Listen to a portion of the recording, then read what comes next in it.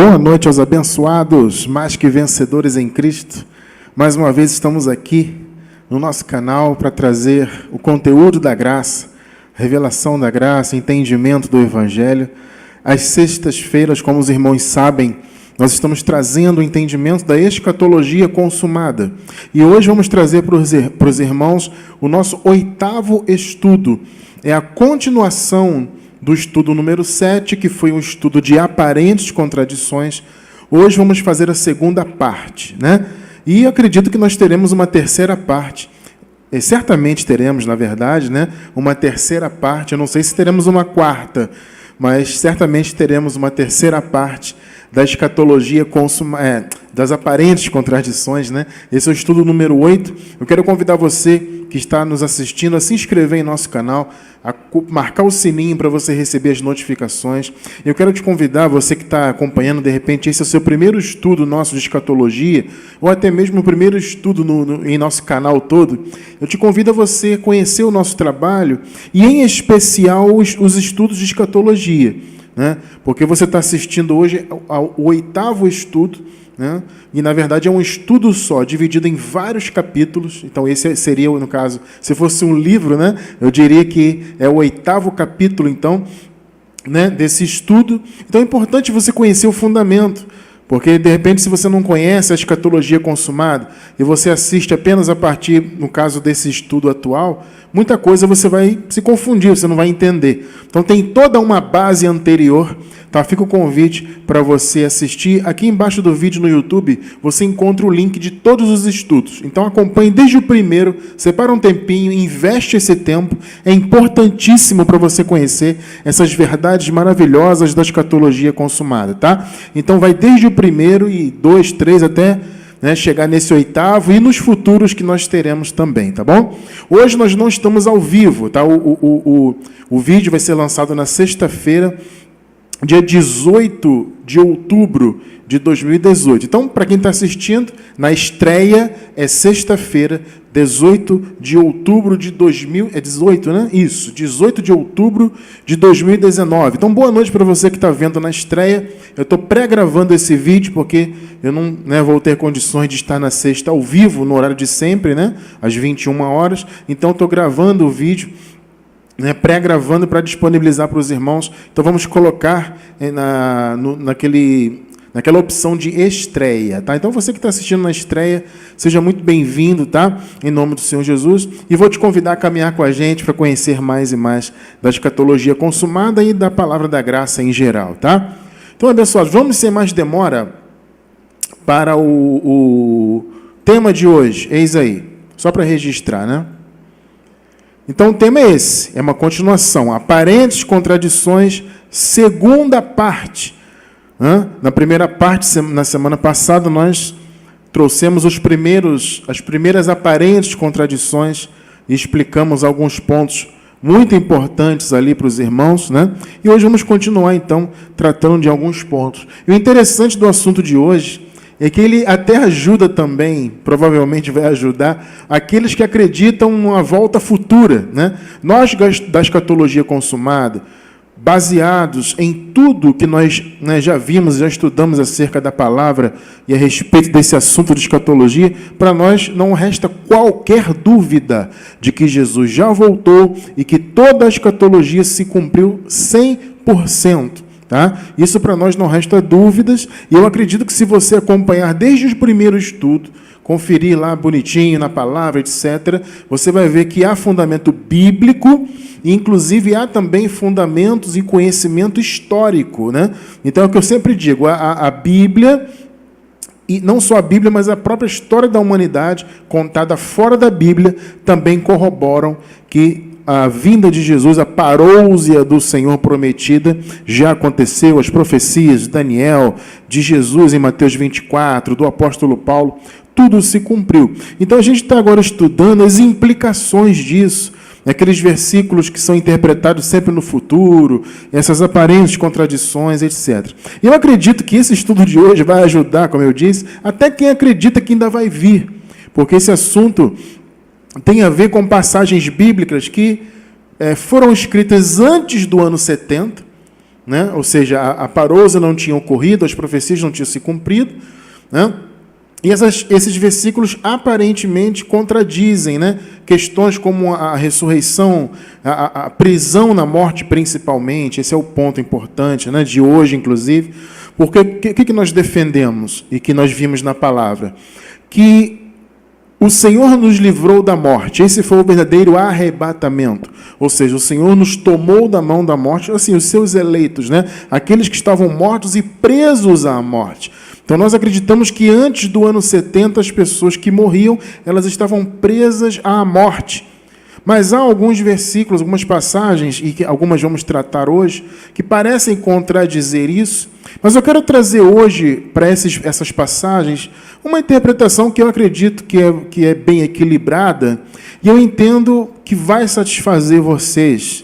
Tá? Por quê? Porque essa explicação de hoje me satisfez bastante. Eu estudei muito, eu li muito, eu pesquisei bastante, mas eu também sentei e pensei muito. Eu dediquei muitas horas de pensamento, de raciocínio, para poder trazer esse entendimento. E, ao final das contas, como eu disse, esse entendimento me satisfez. Eu consegui perceber que, de fato, não há contradições, mas apenas uma questão de você entender algo importante que a gente vai tratar hoje. Tá? Então, vamos para essa segunda parte, né, das aparentes contradições. Começando por uma passagem muito interessante, né, que ela parece realmente contradizer esse entendimento de que antes da vinda de Jesus, que para nós foi no ano 70, né, antes disso, porém, há uma passagem que parece contradizer essa questão da morte. Porque se as pessoas, antes do ano 70, antes da cruz e antes do ano 70, elas morriam e ficavam presas à morte, por que passagens como esta aqui, né, que nós vamos ler agora, aparecem na palavra? Vamos entender então um pouco. Lucas 23, 43. Bem interessante isso aqui, vejam só. E disse-lhe Jesus: em verdade te digo que hoje estarás comigo no paraíso. Esse versículo diz respeito à frase que Jesus falou, a famosa frase, né? Que Jesus falou como promessa para aquele malfeitor que estava com ele, né? Houve 2 malfeitores que morreram ao lado de Jesus, um à direita e outro à esquerda, né? E o Senhor se referiu àquele que reconheceu o Senhor como rei, como mestre, né? Como Messias, como ungido de Deus. Ele reconheceu o Senhor, né? E algo extraordinário, né? Um homem, no momento de agonia, prestes a morrer, ele reconheceu, né, o reinado de Jesus, a pessoa de Jesus como Filho de Deus, como escolhido do Senhor, como Messias, né? E Jesus disse para ele, prometeu: em verdade te digo que hoje estarás comigo no paraíso, né? É interessante você observar esse versículo à luz desse entendimento de que antes do ano 70 as pessoas estavam mortas, né? Ou seja, presas à morte, e porque isso aqui aconteceu no ano 70, antes do ano 70, obviamente, né? Então, se antes da ressurreição Jesus falou isso aqui, como é que fica esse entendimento, né, da prisão na morte? Então, vamos caminhar nesse entendimento. Existe uma interpretação, existem 2 interpretações, na verdade, né? A maioria defende que Jesus, de fato, estava prometendo àquele malfeitor que naquele mesmo dia, ou seja, naquela sexta-feira, quando Jesus morreu, ele estaria com ele no paraíso, né? E existe um segmento teológico, né, bem menor, são bem menos teólogos que defendem isso, mas existe, que na verdade Jesus não estava dizendo que seria naquela sexta, mas que seria na ressurreição. Aí você vai dizer: mas Cristiano, como que eles defendem isso? Vamos lá. Primeiro de tudo, voltando aqui ao versículo, esse que não tem no texto em grego, tá? Então, em verdade te digo que. Esse que não tem, tá? Foi acrescentado aqui. O texto é o seguinte: em verdade te digo, hoje estarás comigo no paraíso. Então, tira o que e pensa o seguinte: poderia haver uma vírgula aqui, né? Depois do digo, no lugar do que. né? O problema é que no texto em grego não há pontuação, amados, né? Principalmente no texto no grego antigo, né? Não há pontuação, sequer havia uma separação clara das palavras. Então não há dois pontos, não há vírgula. Então é uma escolha do tradutor, baseado em uma lógica, em contexto, etc., de colocar a vírgula, ou depois do digo, ou depois da palavra hoje. Ou seja, veja bem, a maioria das pessoas, dos teólogos, né, eles entendem que a palavra hoje está ligada ao verbo dizer, que é o verbo anterior, né? Te digo, aliás, perdão, a maioria entende que o hoje está ligado ao verbo estar, né? Ou seja, em verdade te digo, vírgula, ou dois pontos, hoje estarás comigo no paraíso. Entende? Então a maioria entende, compreende que a palavra hoje, que no grego significa realmente o que acontece hoje, atualmente, nesse dia, tá? Então, hoje estarás. Então, o hoje está ligado ao verbo estar. Mas existe um grupo menor de teólogos, né, que defende esse grupo, que, na verdade, o hoje está ligado ao verbo dizer, ou seja, a vírgula viria depois da palavra hoje. Tá? Então, é interessante isso. Você vê que uma vírgula, né, dá toda uma diferença tremenda. Né? Então, vamos ver como é que fica nessas duas visões teológicas. Olha só. Note que eu até grifei a vírgula em vermelho, né? Então, como eu disse, a maioria defende que a palavra hoje está ligada ao verbo estar, né? Então, em verdade te digo, vírgula, ou dois pontos, tá? Tira o que, tá? Aquele que não tem. Em verdade te digo, vírgula, hoje estarás, ou seja, ainda nessa sexta-feira você vai estar comigo. E como eu disse, há um segmento que defende que a vírgula vem depois do hoje. Então, a maioria das traduções em português a maioria coloca a vírgula ou os dois pontos depois da palavra digo e liga o hoje ao verbo estar. Mas existe, acho que uma ou duas versões em português que colocam a vírgula ou os dois pontos depois da palavra hoje, né? Corroborando o entendimento dessa minoria, né? Que entende que Jesus disse assim, ó, em verdade te digo hoje, vírgula, ou dois pontos, estarás comigo no paraíso.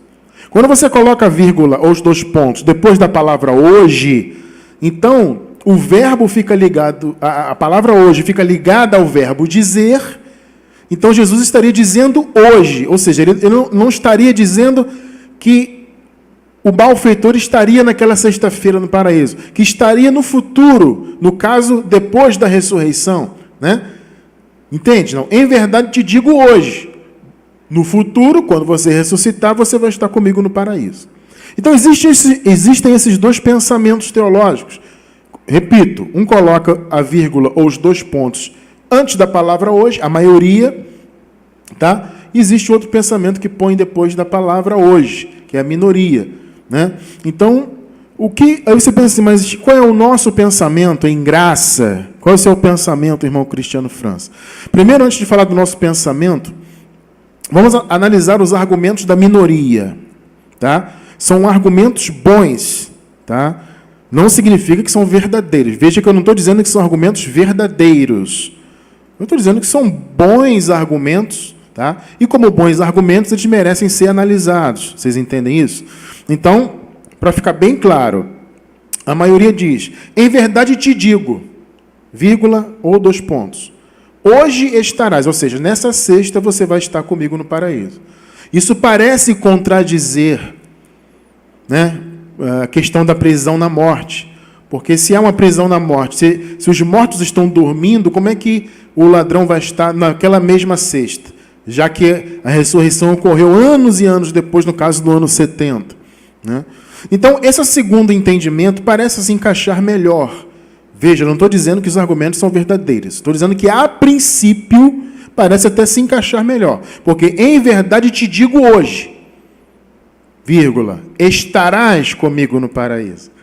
Né? Então, parece corroborar. Então, vamos ver os argumentos. das pessoas, né, dos teólogos aí que separam a palavra hoje do verbo estar, né? Eles usam o seguinte argumento, que o ladrão da cruz, no caso malfeitor, né? O termo que se usa mais é malfeitor, né? Então, o malfeitor que morreu na cruz, ao lado do Senhor Jesus, segundo eles, ele não teria morrido naquela sexta-feira, né? Ambos os malfeitores, no caso, baseados nessa passagem aqui, ó, João 19, versículos 31 ao 33. Vamos ver aqui, ó, 31. Os judeus, pois, para que no sábado não ficassem os corpos na cruz, observe bem essa leitura, tá? Os judeus, pois, para que no sábado não ficassem os corpos na cruz, visto como era a preparação, pois era grande o dia de sábado, rogaram a Pilatos que se lhes quebrassem as pernas e fossem tirados. Versículos 32 e 33. Foram, pois, os soldados e, na verdade, quebraram as pernas ao primeiro e ao outro que com ele fora crucificado. Mas, vindo a Jesus e vendo-o já morto, não lhe quebraram as pernas. Olha só que interessante. Então, o que essas pessoas dizem? Olha, o ladrão não poderia ter ido na sexta-feira, porque ele não morreu necessariamente na sexta-feira. De fato, havia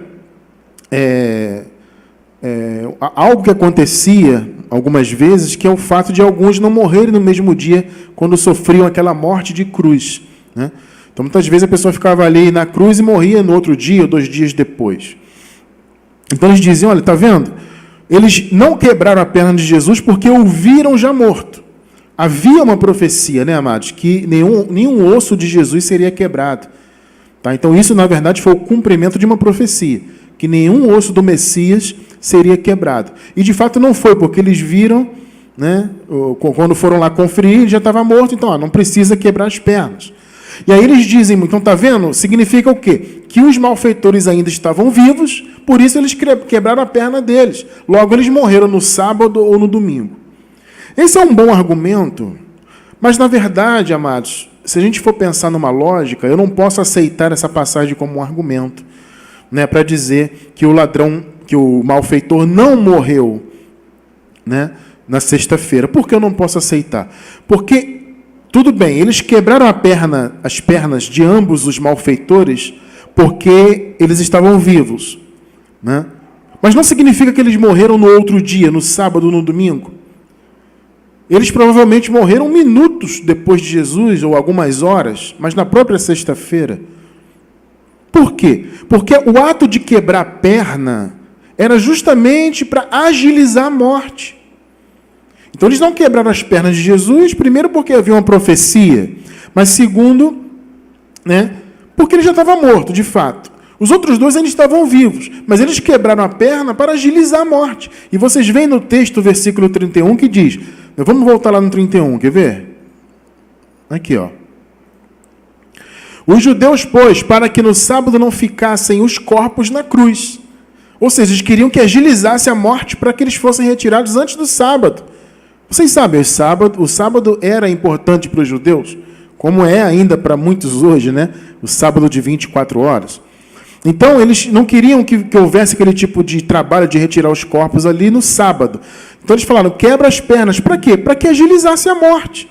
Então, é evidente que ao quebrar as pernas dos malfeitores, eles morreram imediatamente ou pouco tempo depois. Talvez alguns minutos, meia hora, 1 hora, 2, 3 horas depois. Mas eles morreram muito provavelmente na sexta-feira. Porque ao quebrar a perna do que estava crucificado, havia toda... né, aquela questão de que o corpo perdia sustentação, então facilitava, né, com que aquela pessoa que estava ali moribunda tivesse mais dificuldade para respirar, né, porque o corpo perdia sustentação e prendia ali, o corpo ficava mais pendurado, o diafragma da pessoa ficava preso, então a dificuldade para respirar era maior, a pessoa já estava muito debilitada, já havia perdido sangue, etc, etc. Então, ao quebrar as pernas, era um ato de agilizar a morte. Está demorando muito a morrer, quebra a perna. E aí, pouco tempo depois, a pessoa morria. Então, esse argumento de que eles não necessariamente morreram na sexta, não vale por isso.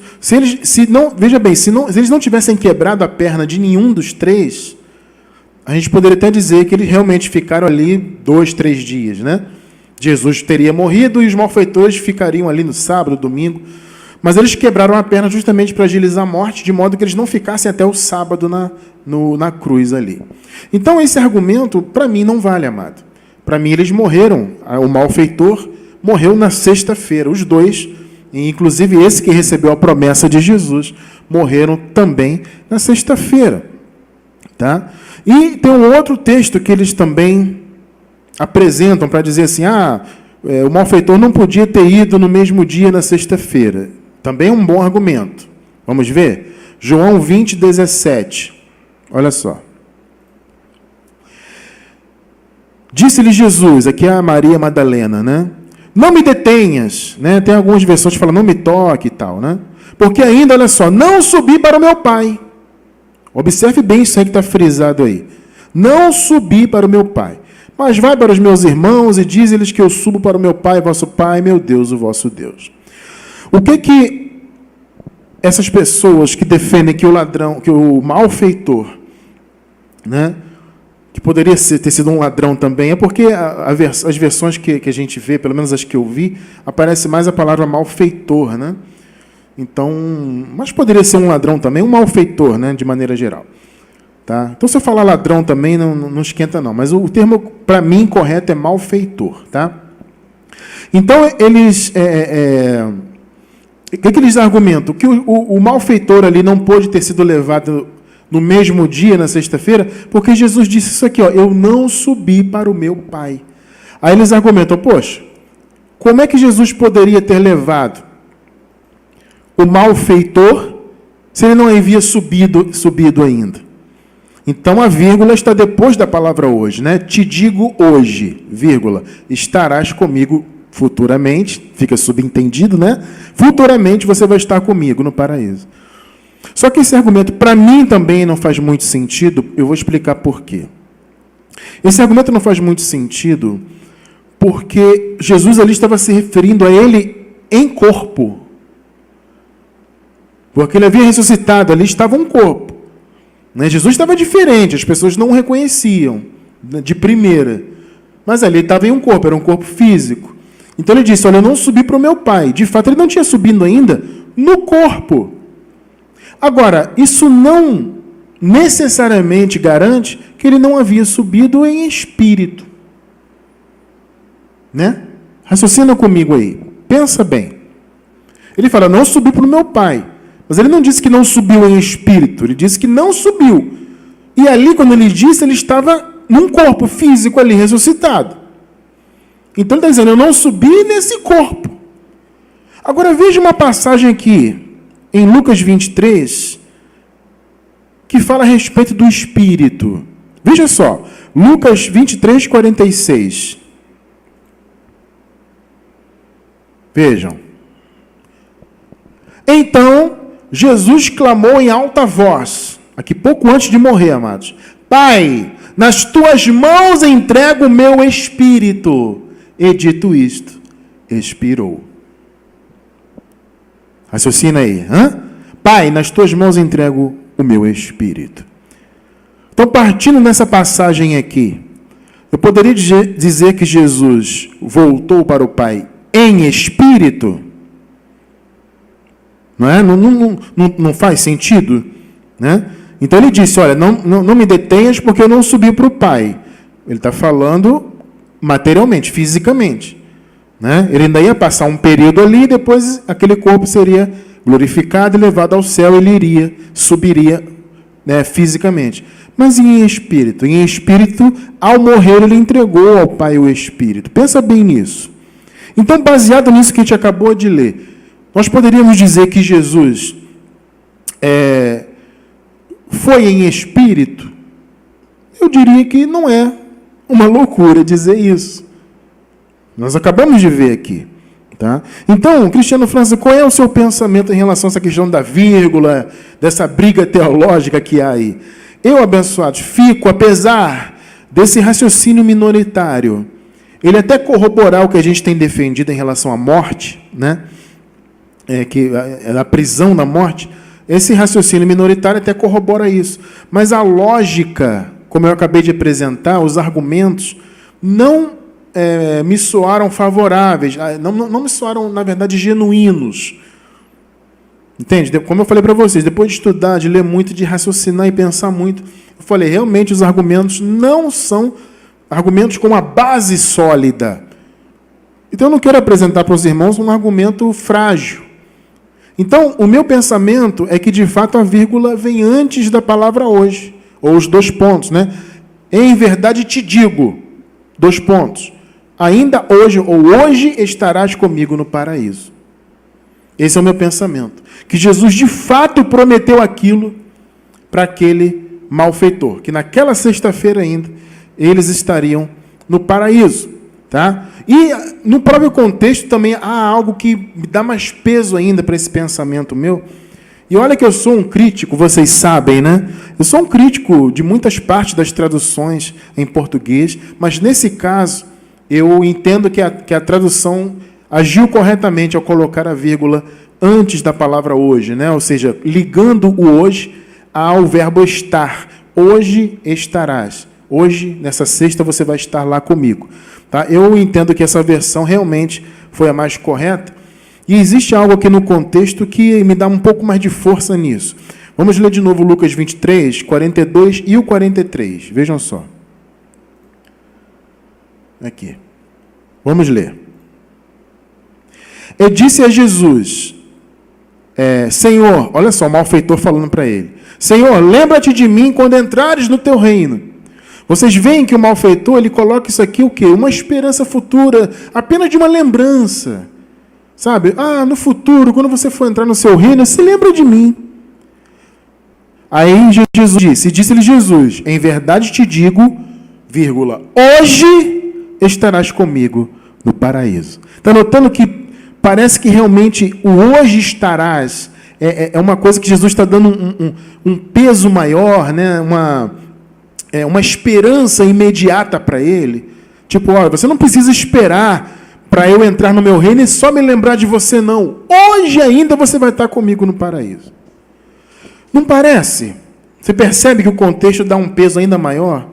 Né? Então, por isso que eu, baseado nesse meu desejo de estar sempre buscando estar mais próximo da verdade, querer apresentar para os irmãos, né, uma interpretação mais coerente possível, mais dentro da verdade possível, eu sou obrigado a aceitar o entendimento de que Jesus havia prometido que naquela sexta eles estariam no paraíso. Mas aí é que vem a pergunta, a aparente contradição. Né? E como eu disse para os irmãos, eu estou trazendo um entendimento hoje que eu raciocinei muito em cima disso, e esse entendimento me satisfez. Eu espero, sinceramente, que também satisfaça aos irmãos. Tá?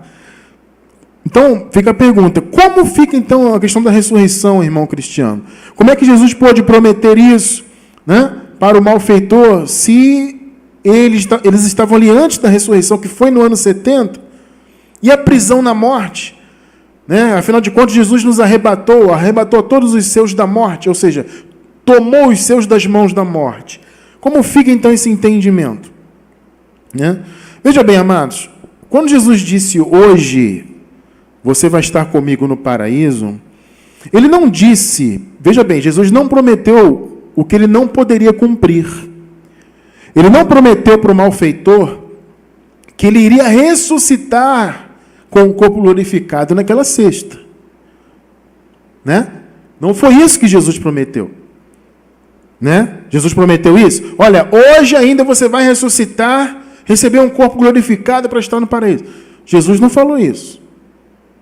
Jesus falou, simplesmente, hoje vai estar no paraíso. São coisas diferentes.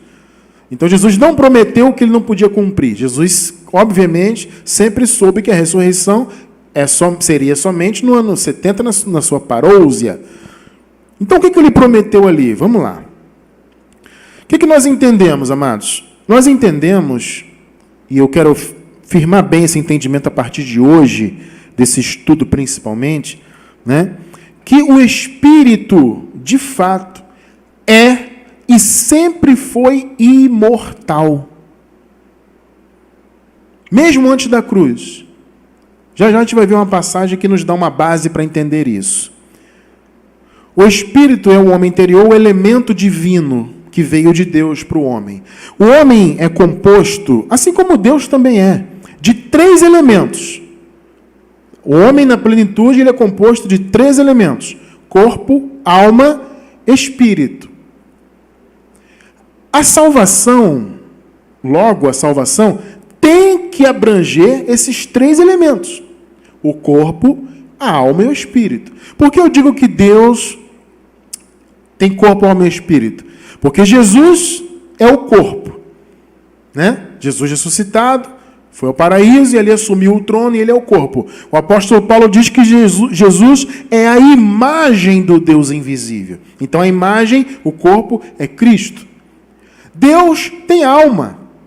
Né? Há uma passagem em Hebreus que diz, né, quando fala dos que retrocedem, a minha alma não tem prazer neles. A minha alma. Né? E o Espírito é o Criador, é o Deus invisível. Eles 3, juntos, são um. É o Senhor, assentado no trono. Corpo, alma e espírito. O ser humano é semelhante. Foi criado à imagem e semelhança de Deus. Vocês estão percebendo? Então o ser humano também, corpo, alma e espírito. E a salvação tem que abranger esses 3 elementos.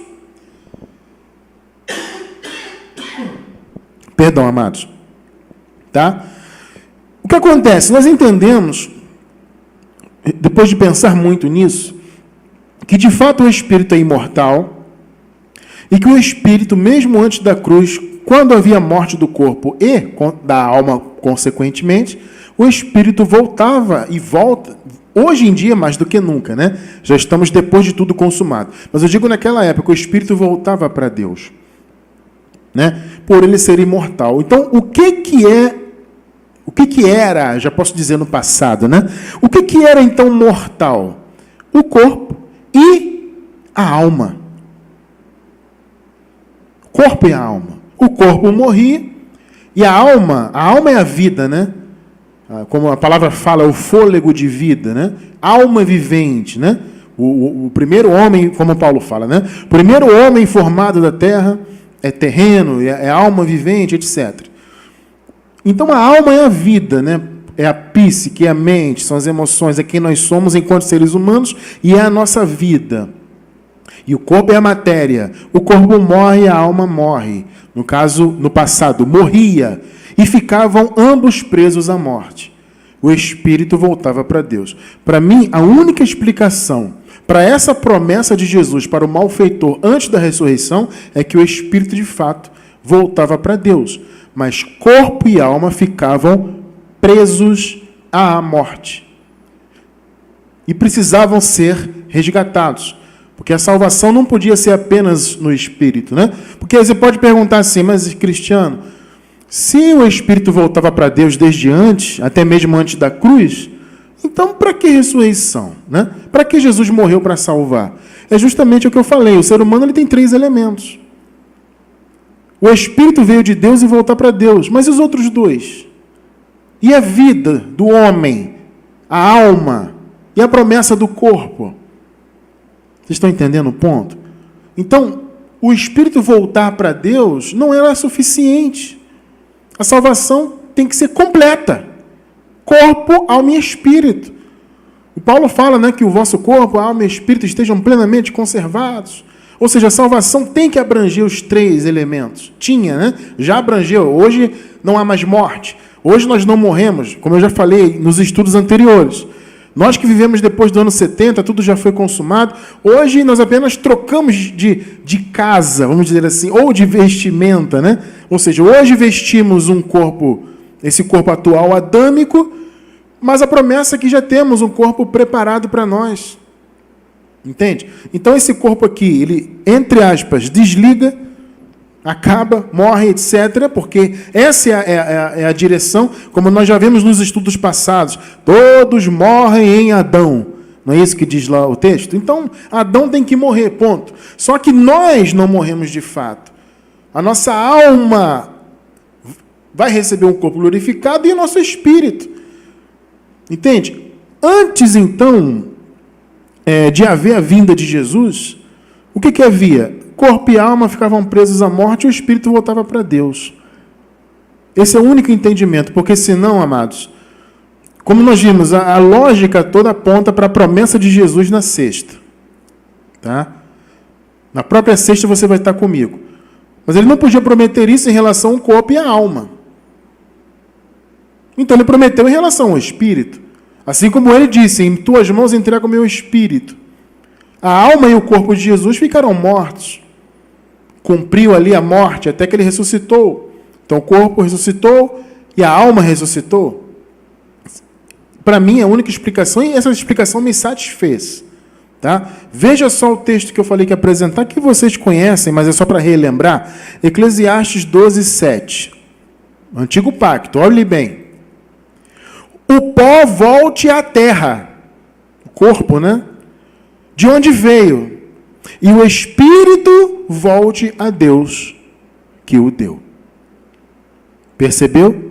Note que está no antigo pacto. Ah, mas irmão Cristiano, aqui não está falando da alma.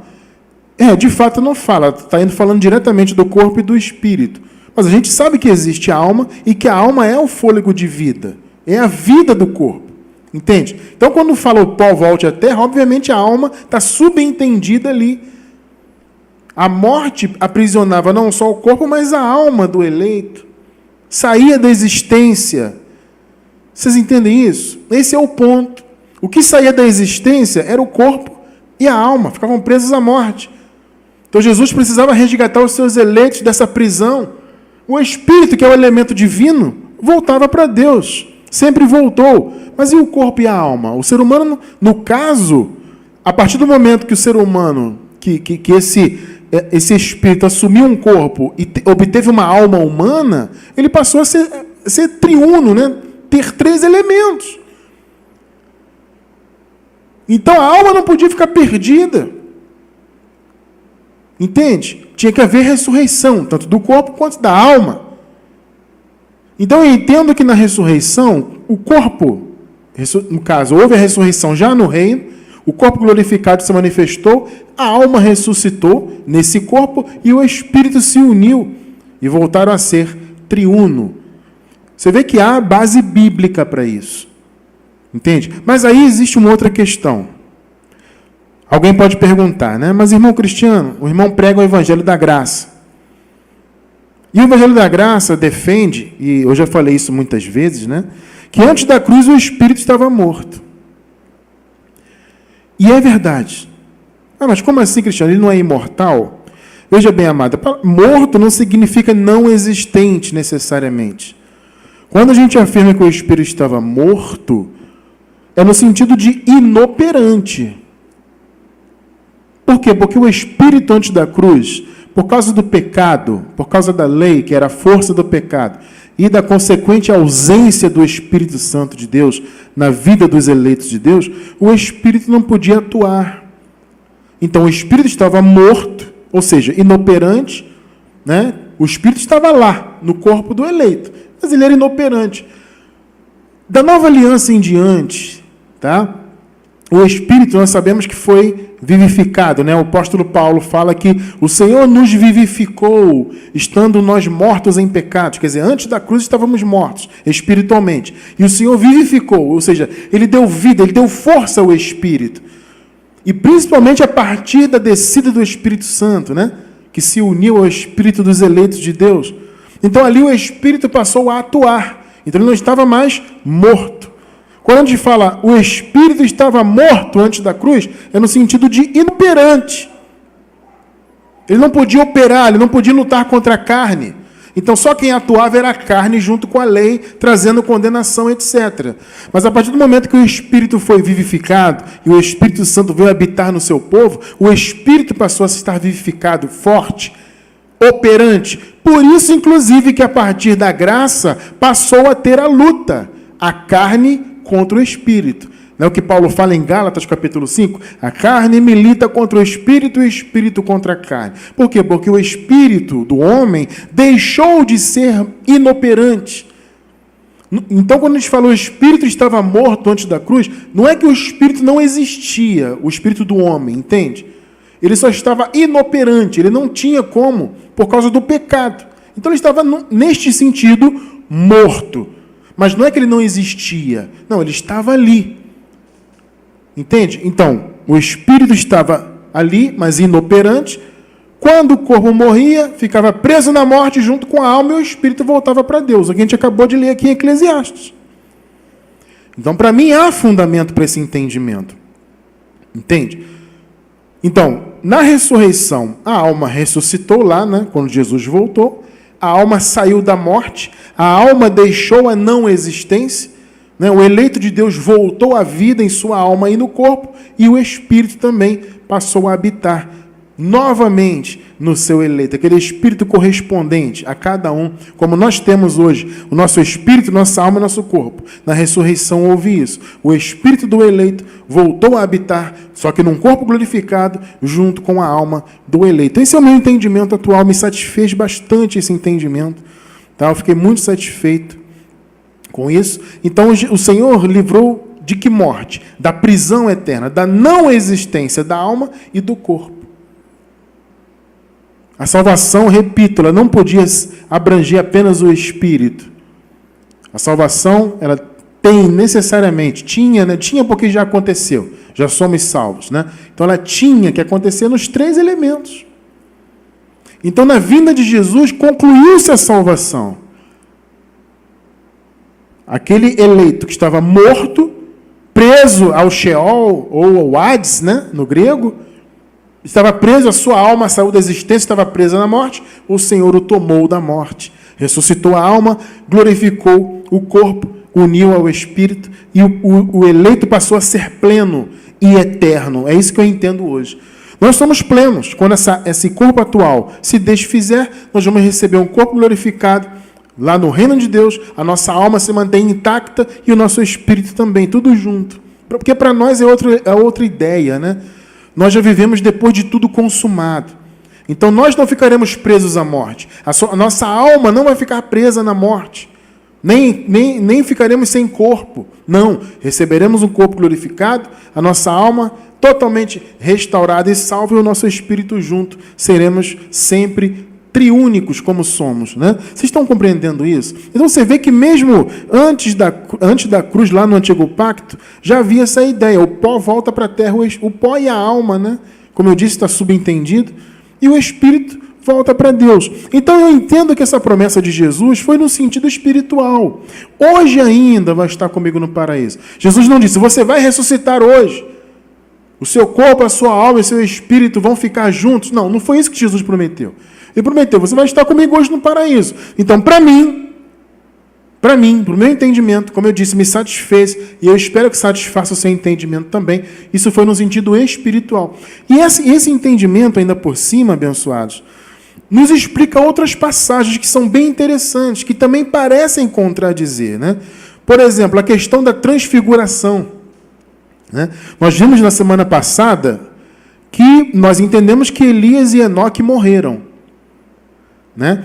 E nós vimos na transfiguração que Elias, junto com Moisés, apareceu. Né? Moisés e Elias apareceram ali junto com Jesus. É uma passagem muito interessante. E aí alguém pergunta, mas como é que isso aconteceu antes da ressurreição? Né? Porque Jesus era as primícias, né? A primícia da ressurreição é Jesus, o primeiro a ressuscitar. Então, como que Moisés e Elias apareceram? Em Marcos 9 tem esse registro. Marcos 9, 4. E apareceu-lhes Elias com Moisés e falavam com Jesus. Para mim, há dois entendimentos aqui, que para mim explicam bem ambos. O primeiro entendimento é que ali Moisés e Elias poderiam não ser literalmente eles, mas apenas uma representação da lei e dos profetas. A transfiguração, ela demonstrou que Jesus era superior à lei e aos profetas, ele veio para cumpri-la. Tanto que o Pedro queria, inclusive, né, fazer umas tendas, vamos ficar por aqui, vamos fazer umas tendas. Só que não aconteceu isso, veio uma nuvem, cobriu né, Jesus e a imagem ali de Elias e de Moisés, e depois os dois sumiram e ficou só Jesus. O que eu entendo disso? Eu entendo a superioridade de Jesus como sendo ele a graça, né, cumprindo a lei e cumprindo os profetas. Logo, eles tinham que sumir. A lei e os profetas não podiam ficar. O Pedro queria que eles ficassem, mas eles não podiam, porque naquele símbolo a lei sumiu, pegou, e os profetas sumiram. Quando veio aquela nuvem, os cobriu e depois os discípulos só viram Jesus. Eles... Perdão mais uma vez. Né? Eles só viram Jesus. Eles não viram mais nem a lei e nem os profetas, porque Jesus veio para cumprir, logo ele pôs fim, o fim da lei é Cristo, né? E cumpriu também os profetas. Então, esse entendimento para mim explica muito bem. Talvez não era necessariamente, literalmente ali, Elias e Moisés, mas apenas uma representatividade, apenas imagens para representar a lei e os profetas. Mas, também, baseado no que nós vimos até agora, nós também podemos dizer que o espírito de Elias e de Moisés apareceram ali. Também é uma explicação válida, uma vez que o espírito volta para Deus. Então, o fato de Elias e Moisés terem aparecido, vamos imaginar que foi, de fato, os espíritos deles. Aquilo não significa ressurreição. Porque o corpo e a alma estavam presos à morte. Então, se Deus permitiu que os espíritos ali aparecessem, foi para representar. Ou foi apenas realmente, de repente o espírito não estava ali literalmente, mas apenas imagens representativas da lei e dos profetas. Mas você vê que ambas as explicações têm fundamento e têm lógica. É muito importante a lógica, meus amados. Vocês entendem? Muito importante a lógica. Então, para mim, tem lógica. Se você entender que foram apenas duas imagens representativas, tem lógica. Mas se você também entender que os espíritos apareceram ali, literalmente, também tem lógica. Porque aqueles espíritos, repito, não era a ressurreição. Ressurreição é a junção dos três elementos do homem. É o corpo, a alma saindo da morte e o espírito. Então, ainda que fossem os espíritos de Elias e de Moisés, isso não era ressurreição. Isso não está contradizendo o que aconteceria no ano 70. Não. O corpo e a alma estavam presos à morte. Essa interpretação me satisfaz bastante. E também, tem algumas passagens de Paulo também, amados, que para mim, esse entendimento que eu estou trazendo hoje, para mim também explicam muito bem o que Paulo falou. Vejam só, 2 de Coríntios 5:8. Olha só que interessante. Mas temos confiança e desejamos antes deixar este corpo para habitar com o Senhor. Observe bem esse versículo. Você vê que Paulo, ele não está falando de algo no futuro. Não parece que Paulo está falando de algo imediato? Cristiano, de fato. Mas Paulo estava antes do ano 70. Vocês estão entendendo? Você vê que esse raciocínio... vocês veem que esse raciocínio de hoje explica muito bem isso? Mas temos confiança e desejamos antes deixar este corpo para habitar com o Senhor. Como? Pergunto para vocês antes do ano 70. Como habitar com o Senhor? Se habitar com o Senhor corporalmente é só na ressurreição. E a ressurreição seria anos e anos depois de Paulo escrever isso aqui. Então Paulo está se referindo a quê? No meu modo de entender, fica muito claro que Paulo está se referindo a habitar espiritualmente. Não em um corpo glorificado e não com a alma humana ressuscitada, mas em espírito. Porque parece contradizer, né? Se você entende que o espírito também ficava preso à morte, você vai falar, do que Paulo está falando aqui então? Deixar o corpo e habitar com o Senhor. Como assim? Se a ressurreição foi só no ano 70. E para alguns ainda vai acontecer, inclusive, que não faz nenhum sentido. Nós entendemos que já aconteceu e foi no ano 70. Só que Paulo aqui está antes do ano 70. Então como é que ele podia dizer isso? Eu quero deixar este corpo e habitar com o Senhor. Então, para mim, fica claro que ele está se referindo justamente ao que o Eclesiastes dizia.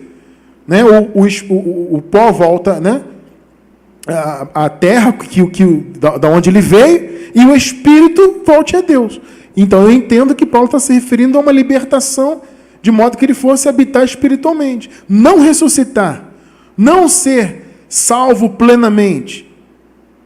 Né? Porque uma vez que morria antes da cruz, ficava o corpo e a alma presos na morte. Mas você vê que explica bem essa passagem. Tem uma outra, Filipenses 1, 23. Veja só isso aqui também.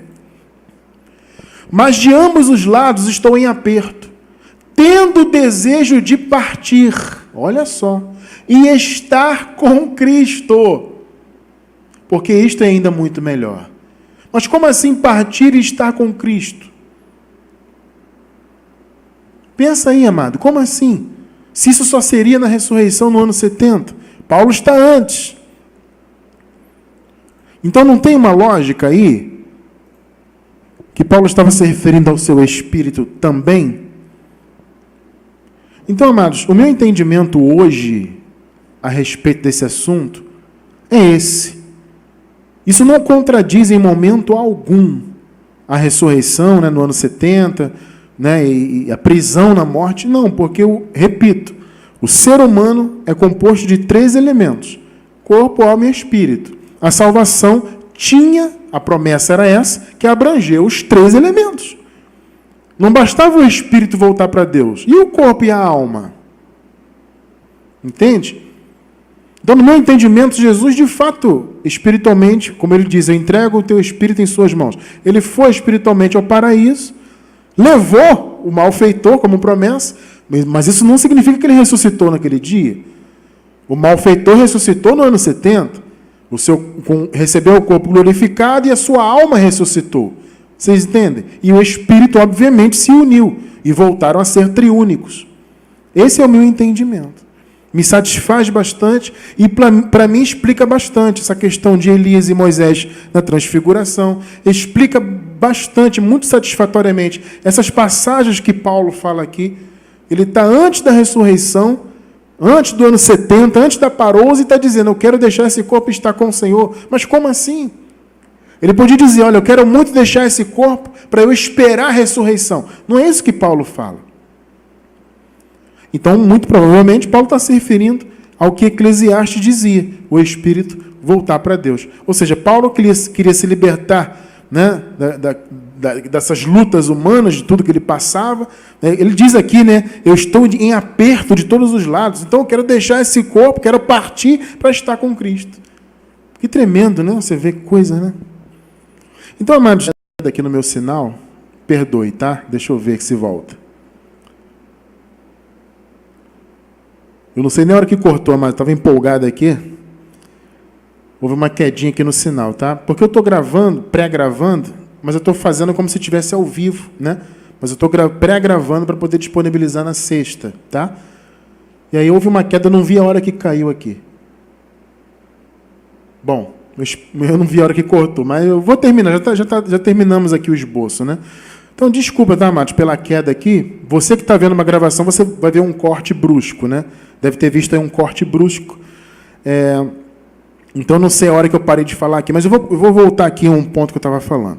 Eu estava dizendo, antes de observar o corte ali no sinal, que para mim essa explicação de hoje satisfaz bastante essa ideia, né? Essa questão de Elias e Moisés, que apareceram ali, como eu disse, pode ter sido apenas uma representação.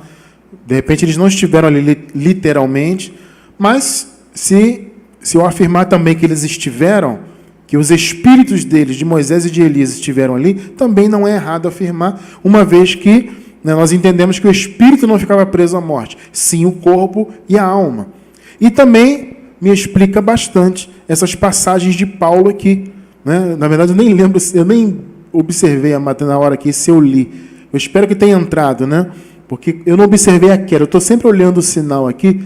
Na hora eu não observei que houve queda, tá? Mas eu li 2 Coríntios 5:8 e eu li Filipenses 1:23. Anota aí. 2 Coríntios 5:8, caso eu não tenha entrado aí na transmissão, porque caiu o sinal.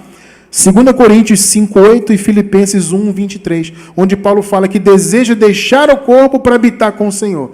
Isso me explica muito. Paulo não está falando de ressurreição, ele está falando do Espírito.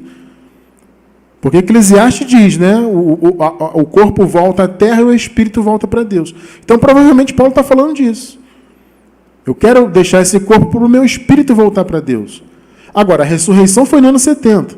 Aí a salvação foi completa. Corpo, alma e espírito. Eu repito, porque alguém pode dizer, Cristiano, então se o espírito sempre voltou para Deus, então não precisava de ressurreição. Repito, precisava sim, com toda certeza. Porque a salvação, para ser completa, tinha que ser em todos os elementos do homem. Deus criou o homem semelhante a ele, com os 3 elementos. E hoje Deus também é, né? Como eu falei agora há pouco, é corpo, alma e espírito, e nós somos também. Então não bastava o espírito voltar para Deus. Não, o corpo tinha que haver ressurreição, haver vida no corpo glorificado, e a ressurreição da alma, o resgate da alma da não existência. Então, para mim, essas passagens, como que Paulo fala aqui, essa passagem da promessa, principalmente, né, que foi o nosso principal ponto hoje, a promessa de Jesus para o malfeitor, né, para mim isso não contradiz a questão da ressurreição. É só uma questão de você entender que o espírito volta para Deus por ser imortal, mas o corpo e a alma ficavam retidos na morte e foram resgatados, foram arrebatados das mãos da morte por Jesus no ano 70. Tá bom, amados? Eu espero ter conseguido transmitir esse entendimento. Claro que a gente vai continuar raciocinando e tudo mais, mas como eu disse, para mim, esse entendimento de hoje me satisfez bastante e eu espero muito em Cristo Jesus que você tenha se sentido satisfeito também, tá? A gente vai continuar estudando a escatologia. Na próxima semana, se Deus quiser, teremos o 9º estudo e vai ser a 3ª parte das aparentes contradições, se Deus quiser. E vamos continuar, tá? A gente vai, nesse primeiro período de estudos, a gente vai fazer uma base. Eu não sei exatamente quantos estudos teremos, mas devemos ter de 12 a 15 estudos, provavelmente, tá? Então vai ser uma base. Depois a gente vai dar um tempo e a gente vai voltar depois com estudos mais pontuais e esporádicos, tá? Mas nessa primeira fase a gente pretende fazer, como eu disse, de 12 a 15 estudos, tá? Então hoje foi o estudo número 8. Semana que vem, se Deus quiser, será o estudo número 9. Vamos continuar com as aparentes contradições. E assim vamos continuar, tá bom, amados? Vamos seguir juntos, crescendo em graça, tá? Como eu disse, eu não estou ao vivo, tá bom? Mas você que está assistindo na sexta-feira mesmo, e na estreia, ou na própria sexta, ou no sábado, um dia depois, eu te convido a estar conosco no domingo, tá bom? A partir das 9h30 da manhã, para a gente bater aquele papo. É muito legal o bate-papo que a gente faz, de 9h30 às 10h30, e às 10h30 nós começamos o culto racional com os louvores e com o estudo da palavra, tá? Então te espero, amado, no próximo domingo, lembrando que é o horário de Brasília, tá? 9h30 da manhã, domingo, horário de Brasília, nós começamos o bate-papo e às 10h30 o culto racional, tá? Então espero vocês no próximo domingo, se Deus permitir. Um excelente fim de semana para todos abençoados e nunca se esqueçam, vocês são abençoados. Meus amados, um grande beijo, grande abraço, vocês são mais que vencedores e até domingo, se Deus quiser. Graça e paz.